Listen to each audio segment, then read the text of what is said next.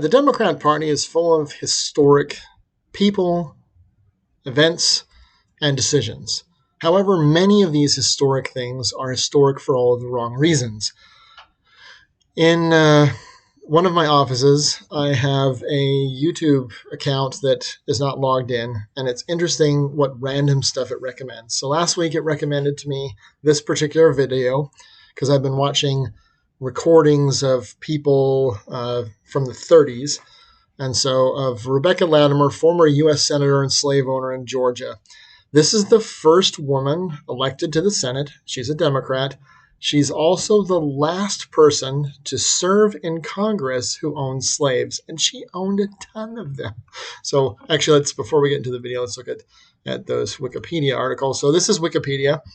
So she was 95 years old when she died, which is shortly after she was sworn in. See this? April 1929, sworn in. She died less than a year later, which is... So anyway, she...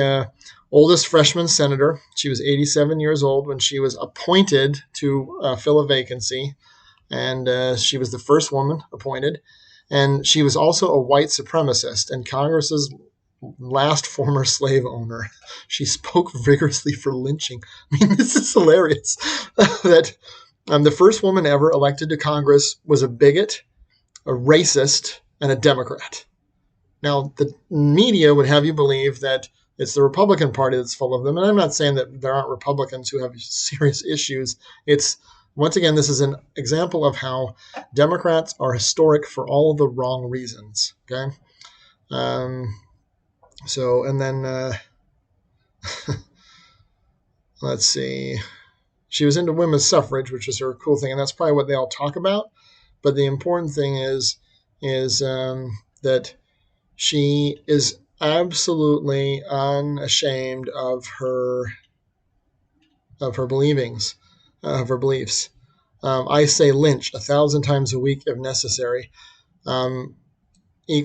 If you sought equal treatment, you were a half-civilized gorilla with a brutal lust for white women.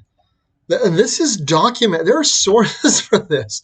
She decried voting rights for black people, arguing that it led directly to the rape of white women. That's something that you'd expect Bret Baier to say that Republicans believe.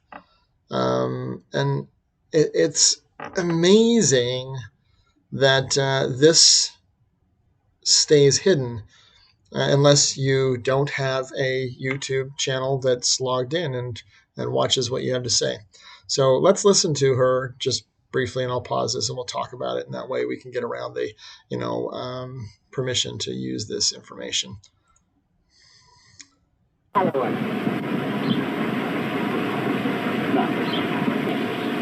folks. How you feeling? Good this morning? Okay, stop. I'll have to stop at that, folks. Do you know another major political person right now who talks about citizens of the United States as folks all the livelong day? Hope you do. I'm trying to get on. Oh, this person also seems like a nice grandparent, oh, I love everyone. I hope you're having a wonderful day. And it's funny how they give that image, and then you learn about them, and they're absolutely nothing like that. She's just like this other person who I won't name.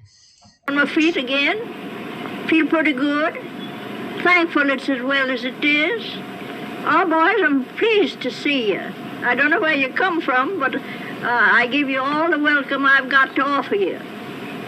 And I want to tell you that I'm living on the same ground that I've lived on for 75 long years.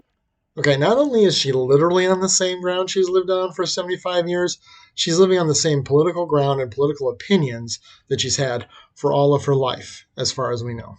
When I come here as an 18-year-old bride.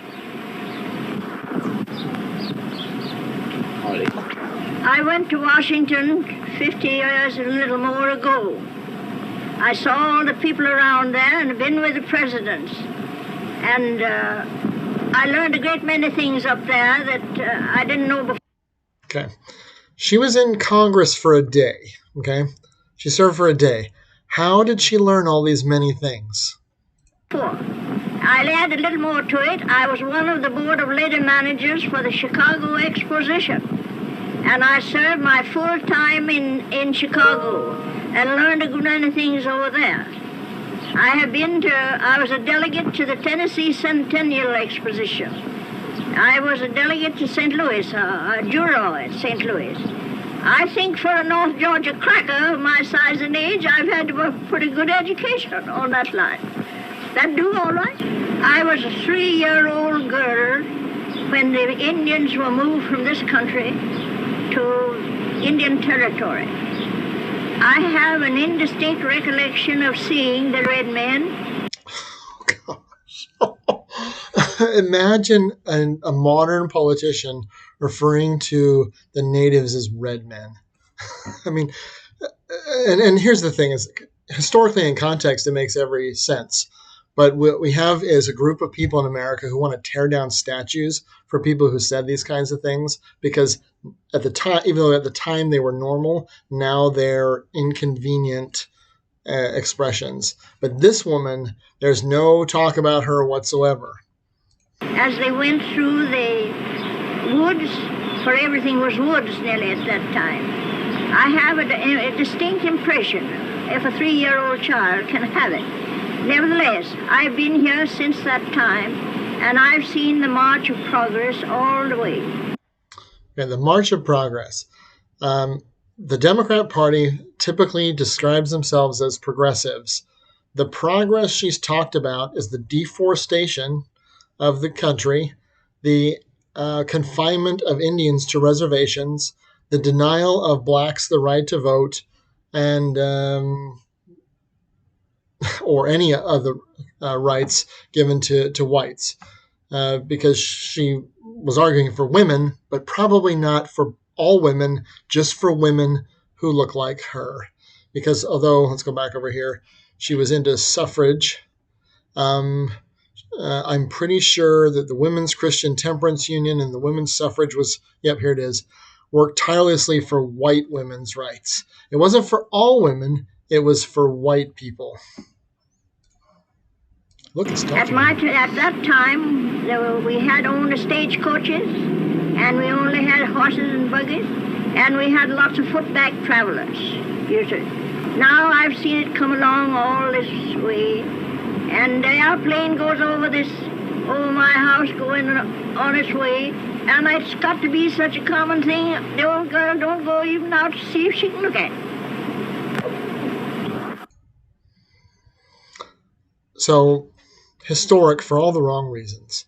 Here what we have is a woman who, first woman ever elected to Congress. First woman elected to Congress is a Democrat. First woman elected to Congress is a white supremacist who is pro-lynching and who argues that black men should not have rights because they will rape white women. Not sure how that's connected. And that she fought for women's suffrage, but not for women. She fought for white women. Like so many other parts of the equal rights and the, what do they call it? Civil rights movement. It's about small groups of people that are their particular beneficial class. They fight only until they achieve the rights for that group, and then they stop fighting for everyone else. Because it really isn't about equality. It's about making things better for them. At the end of this woman's talk, she talks about, in terms of progress that you and I would agree with, all of these things that have made her life easier. Transportation, communication, and dissemination of both information and products and services. Like so many other progressive Democrats, she doesn't care about things being equal. She wants things to be better for her. Like so many women, she doesn't want to be equal with men. She wants to be superior to them. And I hope that as we learn more about people and what they really believe, the rest of the story, that we don't just allow the evil that men do to live after them if they belong to the political party that we don't happen to like. This woman was on the same ground, politically and literally, for 75 years of her life. She didn't change. I'm sure that she went to her grave thinking that she was better than other people. This is very typical of the people who run for office and who achieve high office. I wanted you to see this for yourself. I didn't make this up. There's documentation because I'm a scientist and I believe that the data means something. Now, whether you agree with it or not, or whether the sources are legitimate or not, is another thing. But here they are. Her name is Rebecca Latimer Felton. Latimer is her maiden name. Felton is her maiden name. And you can look this up yourself. You can look up this. I'm going to scroll this down. So Rebecca Latimer, 95 years old, on I Found This Today's channel, so that you can go look this up for yourself and think about, not that, wow, it's been 200 years since she was born and we get to watch her talk, but about what she believed, because people choose to talk about the things usually that make them look good and that make other people look bad. And nobody's that simple that or straightforward that they're all good or all bad. And it's important that we learn that just because the thing is historic doesn't mean it's a good thing. And maybe it ought not to be historic at all. Food for thought, penny for your thoughts, and make good decisions. Do your own homework. That's always good advice. Godspeed and take care.